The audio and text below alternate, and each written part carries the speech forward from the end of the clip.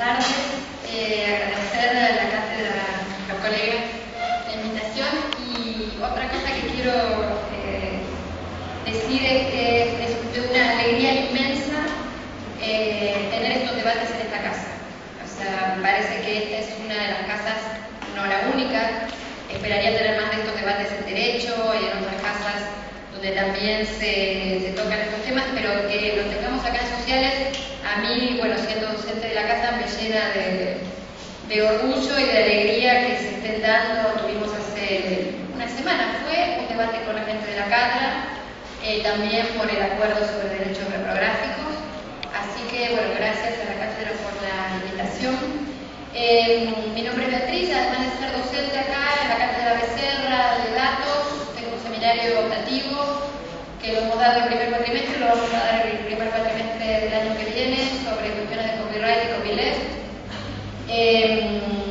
Pero mi trabajo profesional, digamos, está en dos organizaciones de la sociedad civil, dos organizaciones sin fines de lucro, dos organizaciones sin fines de lucro que no recaudan dinero de nadie. Una de ellas es la Fundación Vía Libre, que es una organización comprometida desde hace más de 10 años ya en la lucha por la defensa de la libertad de expresión en Internet y por el uso y difusión de software libre, que bueno, no es tema de esta mesa, porque no es audiovisual, pero sí tiene que ver con aspectos de derechos de autor y de propiedad intelectual. También está el software en la 11723. Y también soy directora ejecutiva de una organización un poquito más nueva, que se llama Wikimedia Argentina, que es el capítulo argentino de la Fundación Wikimedia, que es la organización que está detrás de los proyectos que supongo todos ustedes conocerán y usarán regularmente, como Wikipedia, Wikimedia Commons y otros repositorios de cultura libre.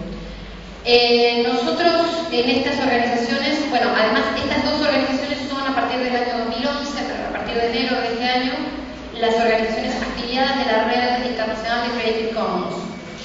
Creative Commons es un sistema de licencias de derecho de autor pensado para solucionar los problemas que nosotros entendemos que tiene la propiedad intelectual en el mundo, cuando uno habla de propiedad intelectual en el mundo digital.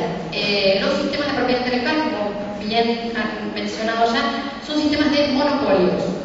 Son sistemas que están pensados sobre la idea de restringir la circulación de obras con el fin de generar un objeto escaso que sea transable en el mercado. Es decir, es básicamente la constitución de la cultura en términos de mercancía. Una de las diferencias que tienen los derechos de propiedad intelectual con los derechos laborales, como bien decías antes, no son derechos laborales, sino que son una forma pensada hace mucho tiempo para otorgarle a los autores e inventores ciertos derechos sobre la circulación de su obra para poder negociar en el mercado, básicamente, generar un bien transable, vendible, enajenable, por el cual puedan cobrar una determinada suma de dinero. Cuando planteaba el tema de amenazas y oportunidades en el mundo digital, yo no puedo más que decir que hay una gran amenaza y hoy es un día importante en términos de amenazas. Hoy es un día que ha sido declarado por muchas organizaciones colegas, entre ellas la Electronic Frontier Foundation, la Free Software Foundation, Wikimedia como entidad que agrupa a organizaciones de, en principio, 35 países por ahora, pero grupos en formación en muchos otros, y otras organizaciones que están luchando también por la libertad de expresión en Internet. Hemos declarado que hoy es el día contra la censura en Internet. Justamente hoy, porque hoy se ha estado, cuando estaba antes de venir para acá, me perdí buena parte del debate porque tenía que llegar acá y la verdad es que estaba bastante interesante seguirlo. Se estaba discutiendo en el Senado norteamericano una ley que va a cambiar Internet radicalmente si se aprueba. No sé qué habrá pasado, espero que no se haya aprobado, no estoy con las últimas noticias. Cuando llegue a casa voy a mirar qué pasó, pero que si se aprueba va a cambiar Internet tal como la conocemos. Y va a cambiar Internet tal como la conocemos por el nivel de concentración que hay en materia de gobernanza de Internet y en materia de servidores DNS y de servidores que están radicados en los Estados Unidos, pero que es una ley que defiende de los derechos de propiedad intelectual de la industria de los Estados Unidos va a bloquear la libertad de expresión en Internet. Literalmente. Hay muchas advertencias alrededor de esto, no somos nosotros los únicos que lo advertimos, lo ha advertido ya la Comisión Interamericana de Derechos Humanos, lo ha advertido el relator de libertad de expresión de las Naciones Unidas, lo han advertido los relatores de libertad de expresión de la OEA, de organizaciones europeas, los organismos internacionales, sobre todo aquellos que velan por la libertad de expresión, están dando cuenta del peligro que hay y la amenaza que hay por los grandes lobbies de las corporaciones y las gestoras colectivas para reprimir lo que los usuarios hacemos en Internet. Para nosotros, el problema central no son las prácticas de cada uno de nosotros en Internet, de subir links, intercambiar links, usar Taringa, ver Cuevana, pasarnos canciones, leer libros que encontramos por ahí, acceder a bibliotecas que están disponibles. El problema es que estamos regulados, hay una confusión muy tramposa, y es que Internet no tiene regulación. Estamos sobreregulados en materia de propiedad intelectual. Y esa sobreregulación llega a Internet.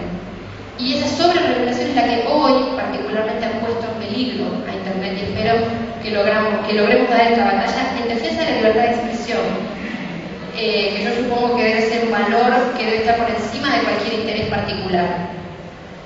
El problema es que tenemos una ley de propiedad intelectual en Argentina que está pensada para un contexto tecnológico que es completamente diferente del que vivimos hoy, y que lamentablemente buena parte de los autoralistas clásicos de nuestro país han olvidado leer la propiedad intelectual en los términos de un contrato social que como sociedades nos hemos dado para promover las artes y promover la cultura. Una cosa que es muy habitual es una lectura de la Constitución que es bastante sesgada. Como muchos de ustedes sabrán, seguramente mis colegas de mesa también saben, el artículo 17 de la Constitución Nacional consagra que todo autor e inventor es propietario exclusivo de su obra por el tiempo que le adjudique la ley. Y esto está dentro del apartado de derechos y garantías y deberes de nuestra Constitución Nacional. Y hay una lectura muy sesgada de esto. Yo justamente estaba escribiendo un artículo sobre esto y veía en los libros de los autoralistas clásicos, como el doctor Emery o la doctora Lipsig, que digamos son los autoralistas que todos hemos tenido que leer si nos hemos metido en este tema aquí en Argentina, y ellos leen estrictamente el artículo 17 y rara vez pasan a leer todo el resto de los artículos que pueden tener que ver con este artículo de 17. Y si uno lee las sugerencias de Alberti, que algo tuvo que ver con la redacción de nuestra Constitución, digamos que si alguien nos puede guiar en la interpretación de la Constitución es justamente Alberti. El mismo Alberti decía que el artículo 17 era declarativo y que lo que había que contemplar en la implementación del 17 es lo que era el 64 de la Constitución antes y que es el 75, inciso 18, y me animo a decir inciso 19 también, de las atribuciones del Congreso Nacional. Yo, perdónenme, yo tampoco soy abogada, siempre termino hablando como una abogada y todo el mundo después te cree que soy abogada. Hago la salvedad, no lo soy. No me vienen doctora. Pero estas son cosas que todos deberíamos leer independientemente de cuál sea nuestra carrera, porque es ahí donde podemos encontrar el equilibrio que hemos perdido en materia de derechos y deberes en nuestra sociedad. Alberti decía en la interpretación que el artículo 17 debía ser interpretado a la luz de la cláusula del progreso que estaba incorporada en las atribuciones del Congreso. Y en estas atribuciones del Congreso se habla claramente de fomentar la instrucción pública, de fomentar el acceso a la cultura, de fomentar la circulación de las obras, de fomentar todos estos valores que las nuevas tecnologías facilitan en un modo increíble realmente, que quizás yo soy de la época que grababa cassettes y ese tipo de cosas, digamos, algunos me miran como diciendo yo también. Muchos de ustedes que han nacido después del 85, digamos, ustedes que son más jóvenes quizás no entiendan de lo que estoy hablando. Pero mucho del acceso a la cultura que tenemos hoy, yo personalmente lo aprecio de una manera increíble porque me parece sorprendente. Cuando yo escuchaba música siendo adolescente no existía el CD.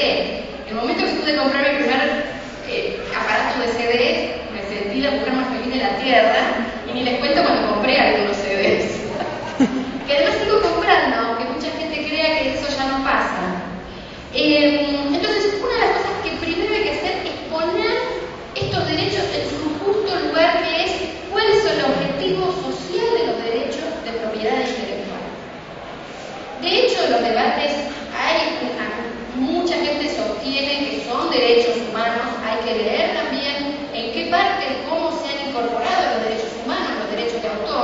los derechos humanos no pueden jamás estar en cabeza de una corporación, por ejemplo. Entonces no veo por qué EMI tiene que venir a reclamar derechos humanos sobre alguna obra.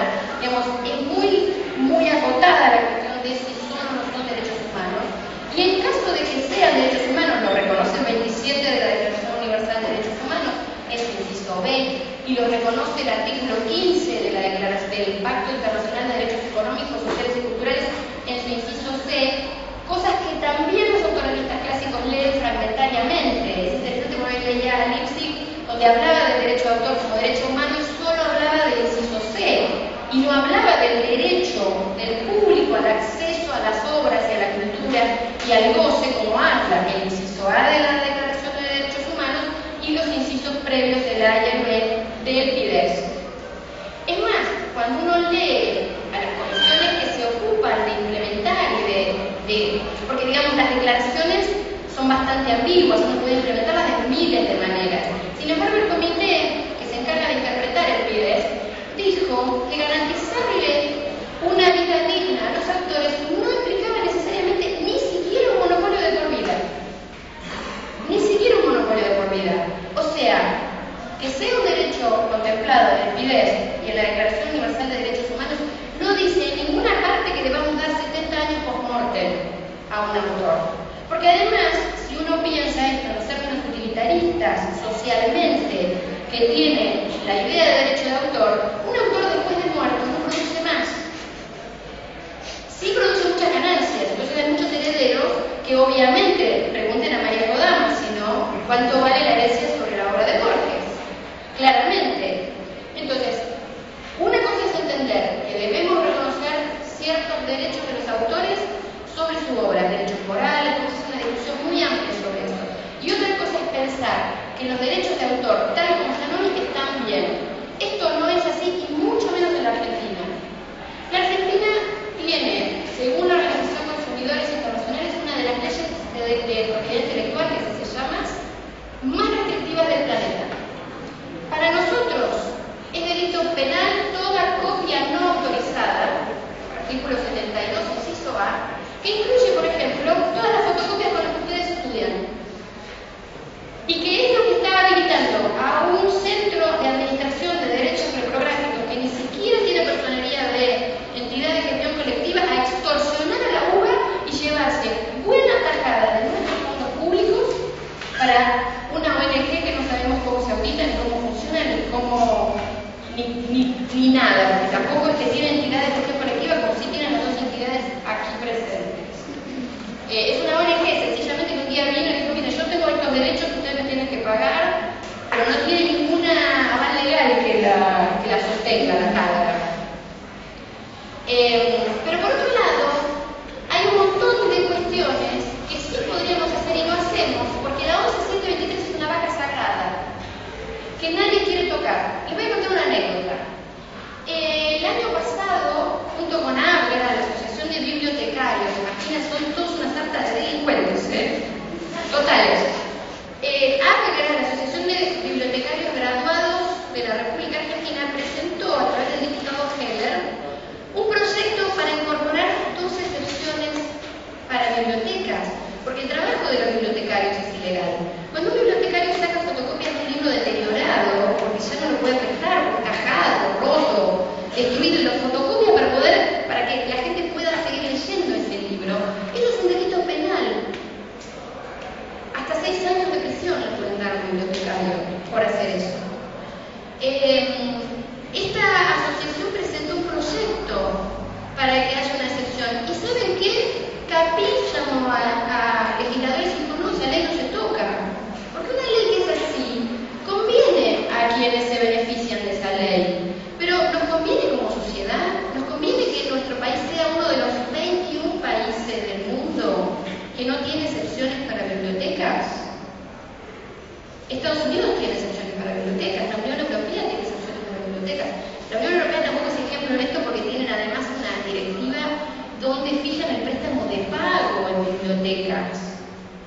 Si ven algunos libros que vienen de editoriales grandes de España, van a encontrar una cláusula nueva, además de prohibido fotocopiar, prohibido esto, prohibido a todo prohibido. También agregaron un nuevo prohibido, que es prohibido el préstamo público.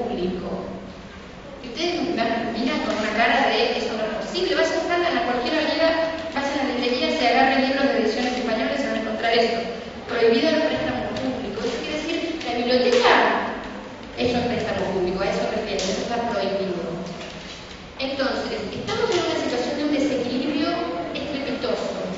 Necesitamos discutir la propiedad intelectual. Necesitamos discutir la propiedad intelectual en toda su historia. ¿Cómo fue que ahí estaba mirando, estaba observando los apuntes y veía la historia de Clemenceau, que es célebre, y la historia de los derechos del hombre y la incorporación de los derechos del hombre post-revolución? Les cuento otra anécdota. Cuando Diderot argumenta sobre la propiedad intelectual post-revolución francesa, fue un argumento porque Diderot fue contratado por la Librairie, que eran los libreros franceses, porque la Librairie quería restaurar los privilegios que había abolido la Revolución Francesa. La Revolución Francesa abolió los privilegios y después lo llamaron propiedad, aunque era exactamente igual que los privilegios, porque no les daba la cara para decirle al pueblo francés que estaban restaurando privilegios. Pero lo que hicieron fue lo mismo, le cambiaron el nombre nada más. Restauraron privilegios anteriores, que eran privilegios otorgados por la corona. Eran privilegios exclusivos para autores, pero en esos términos, digamos, no fue inocente. Lobista estuvo todos los tiempos y Diderot actuó como uno de ellos en su momento. Muy interesante, les recomiendo leer a un abogado que se llama Guillermo Miragorreta, que es uno de los mejores historiadores de la propiedad intelectual que hay en este país. Su tesis sobre historia de las patentes está disponible públicamente bajo una licencia Creative Commons, es una licencia de la maestría en propiedad intelectual de la Flaxo. Es sumamente interesante cómo describe todo este proceso de cómo se fueron construyendo las leyes de propiedad intelectual. Así que yo lo que quisiera pedir es que recuperemos la dimensión histórica de la propiedad intelectual. Recuperemos nuestro objetivo. ¿Cuáles son los objetivos? ¿Esta propiedad intelectual sigue cumpliendo los objetivos que se plantearon originalmente? Nosotros creemos que no.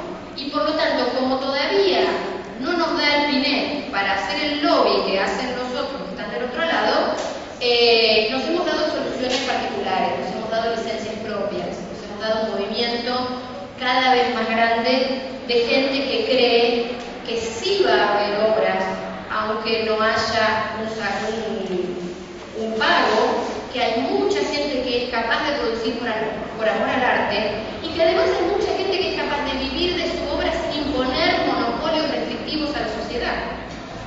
Hay muchísima gente, los académicos vivimos de producir nuestra obra y no cobramos cuando le cedemos nuestros derechos a Prometeo para que Prometeo sí cobre por editar nuestros libros. Nosotros los autores no cobramos porque nos paga la Universidad de Buenos Aires por nuestras investigaciones que después Prometeo convierte en mercancía y la cobra, y la privatiza y prohíbe la fotocopia. Y después la Cátedra viene y le cobra la UBA por las fotocopias que ustedes hacen de esos libros que nosotros hicimos con los sueldos de la UBA. El 10% sobre el precio de tapa sobre una investigación que ha sido financiada por la UBA. Es lo que pauta el derecho de autor. Es lo que paga el derecho de autor. Esa es otra de las grandes, gracias por traer ese dato, esa es otra de las grandes cuestiones que hay que poner sobre la mesa. ¿Cuántos autores viven efectivamente del derecho de autor? ¿Y cuál es la situación? ¿Hay que incrementar el derecho de autor para que los autores vivan? ¿O hay que pensar un modelo que sea distinto y mejor?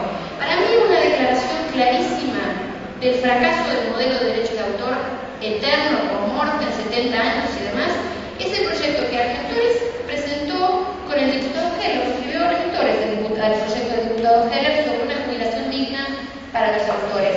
Proyecto que comparto absolutamente. Yo creo que alguien que ha editado libros, que ha contribuido a la cultura y que ha trabajado toda su vida en proveernos obras para el goce de las artes, merece tener una jubilación digna. Ahora, que esa jubilación salga del modo que tiene que salir es una demostración de que el derecho de autor perpetuo y 70 años con muerte no ha fracasado. Porque ese autor no está pudiendo vivir ni recibir una jubilación digna de su trabajo. Es un testimonio que los propios argentores han emitido públicamente, de que el derecho de autor, como está, ha fracasado. La solución no es reprimirnos a todos nosotros, los que copiamos, los que vemos, los que miramos Cuevana, los que usamos Faringa, los que intercambiamos links, los que ahora intercambiamos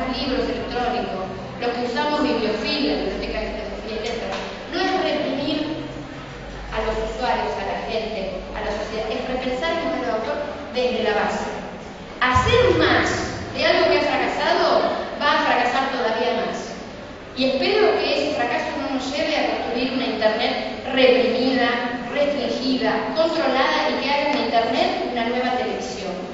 No queremos que Internet sea una nueva televisión. Tenemos que pelear por Internet libre, abierta, neutral, donde la libertad de expresión sea el valor central. El punto es, hacer más de esto que ya fracasó no es la solución. Pensemos otra cosa.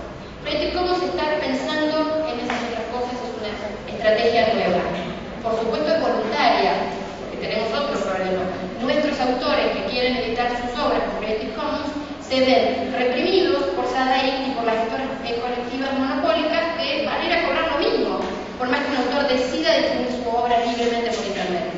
Eso es otra de las cosas que tenemos que poner sobre la mesa. Aquellos que quieran hacer las cosas de una manera diferente, nueva, no reprimir a los fans, compartir su obra e incluso ganar dinero con ella. Ejemplo, Cassiari, que es un autor que muchos de ustedes conocerán, publicó su último libro en papel, editado hermoso, con una licencia Creative Commons de atribución, la más libre de todas las licencias Creative Commons. Y ahí estamos, tenemos un montón de autores innovando, generando cosas nuevas. Dejemos de reprimir la posibilidad de hacer cosas nuevas y sentémonos a discutir honestamente de qué queremos que vivan los autores y cómo queremos que sean los derechos de los autores en la era digital sin matar a Internet. Eso es básicamente todo lo que quería decir. Muchas gracias.